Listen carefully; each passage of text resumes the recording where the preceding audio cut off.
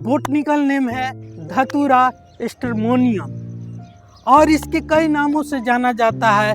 इसको धतूर बोलते हैं, मातुल बोलते हैं, उन्मत्त बोलते हैं और शिवप्रिया बोलते हैं। तो इन नामों से जाना जाता है धतूरा। इसके रस और गुण वीर्य विपाक के बारे में बात करें तो इसका रस होता है कटु और तिक्त, यानी कड़वा लगता है और तीखा। इसका गुण है लघु और रुक्ष और तीक्ष्ण। इसका वीर्य है उष्ण, ये गर्म तत्व का है और इसका विपाक कटु माना गया है। इसीलिए ये कफ और वात को बैलेंस करता है। अगर कफ से बीमारियां हैं या वात से बीमारियां हैं उनको ये ठीक करता है। तो ये कैसे ठीक करता है ये सब कुछ इस वीडियो में आपको मैं बताऊंगा। आप आइए समझते हैं कि इस धतूरा के कैसे उपयोग करना है। अगर जिनको कान में किसी प्रकार की बीमारी है, दर्द हो रहा है, सूजन हो रहा है, कान में बहुत लोगों को सरसराहट की आवाज आती है, टिस टिस की, मतलब एक अलग साउंड आता है। एक मेरे योग साधक हैं दिल्ली में, उनका फोन आया कि सर मेरे कान में आवाज आती है बहुत।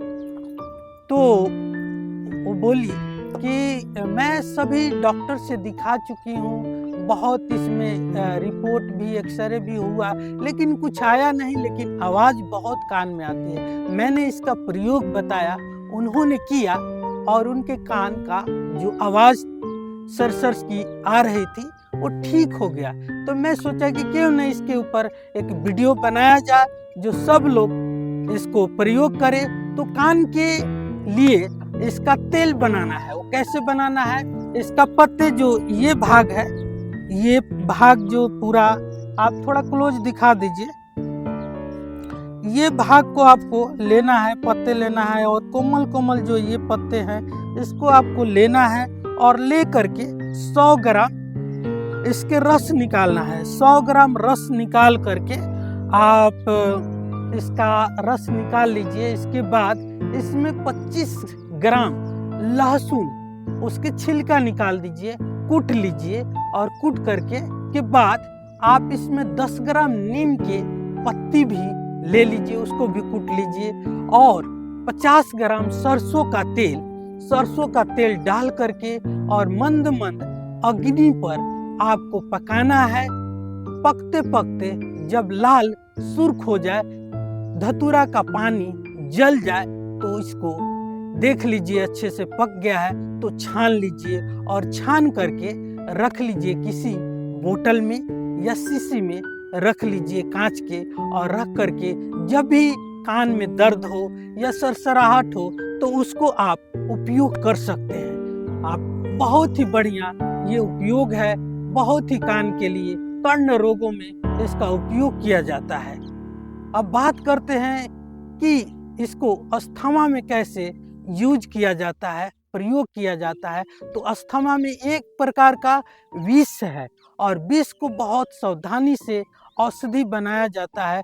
तो औषधि अगर आप बना रहे हैं तो सावधानी रखना है। इसके बीज अगर ज़्यादा कोई खा लेता है, ऐसे खा लेता है तो पागलपन हो जाता है, पागल की स्थिति आ जाती है। तो आपको क्या करना है, इसके पत्ते सुखा करके छाया में इसके पत्ते को सुखाना है। ले करके जैसे आप इसका पत्ते ले लिए 100-200 ग्राम, 500 ग्राम, और इसके बाद आपको इसके बीज जो है वो भी 500 ग्राम लेना है और 500 ग्राम बीज ले लिए, 500 ग्राम पत्ते छाया में सुखा करके, और एक हंडी लेना है आपको।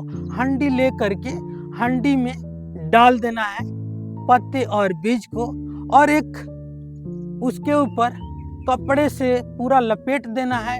लपेट करके मिट्टी लगा देते हैं, आयुर्वेद में बोलते हैं कपड़ मिट्टी कर देना। 2-3 ऐसे करके कपड़ मिट्टी कर करके एक खड्डा खोदना है आपको जमीन में, और खड्डा खोद करके उसमें उपला जला देना है। 5-10 किलो आप उपला जलाइए या कोयला डाल दीजिए या लकड़ी डाल दीजिए। लकड़ी डाल करके उसको ढक देना है, उसमें आग जला के ढक देना है और ढक करके छोड़ देना है जब तक शीतल अग्नि नहीं हो जाए, शांत जब अग्नि हो जाएगा 4-5 घंटा या रात भर छोड़ दीजिए। दूसरे दिन इसको निकाल करके अच्छे से इसको कूटिए और अच्छे से पीस लीजिए खरल में। खरल में इसकी घोटाई कर लीजिए, खरल आता है उसमें घोटाई करके इसको अच्छे से कपड़ छान करके रख लीजिए। ये आपके भस्म तैयार हो गया। अब भस्म तैयार हो गया तो इसकी मात्रा बहुत ध्यान से लेना है। इसको कम से कम आधा ग्राम से भी चौथाई आधा लेना है, यानी 1/4 लेना है। शहद के साथ अगर चाटते हैं तो आपके जो अस्थमा है वो ठीक हो जाएगा।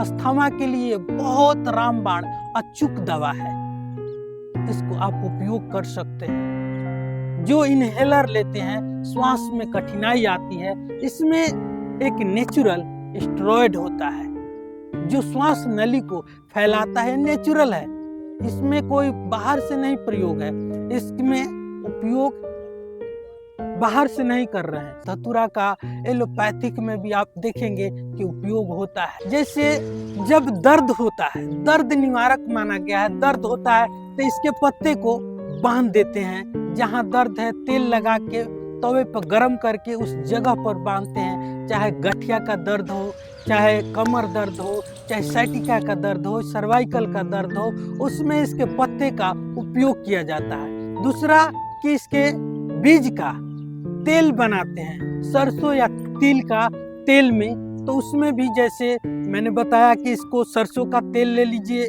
इसके बीज, और चाहे तो निर्गुंडी का पत्ते डाल दीजिए, परिजात के पत्ते डाल दीजिए, एक कनेल आता है उसका फल भी डाल सकते हैं, और डाल करके कम से कम आधा केजी तेल हो इसमें। जैसे इसमें 100 ग्राम डाल दिए इसके बीज, 100 ग्राम इसमें पत्ते डाल दीजिए, निर्गुंडी का 100 ग्राम पत्ते डाल दीजिए, इसमें परिजात का और इसमें कनेल का बीज डाल दीजिए 100 ग्राम, और डाल करके इसमें आधा केजी पानी डाल दीजिए। मंद मंद आंचों पर पकने दीजिए।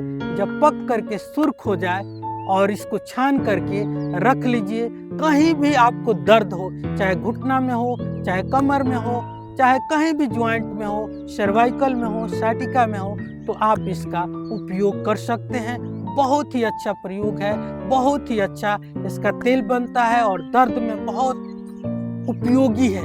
आप लोग, कई लोग किए भी होंगे कभी कभी दर्द में, तो बहुत उपयोग कर सकते हैं। इसका एक और प्रयोग है, जो व्यक्ति नपुंसक हो जाते हैं, जिसमें बाजीकरण भी माना गया है। बाजीकरण बहुत सारे आयुर्वेद में बताया गया है कि बाजीकरण का उपयोग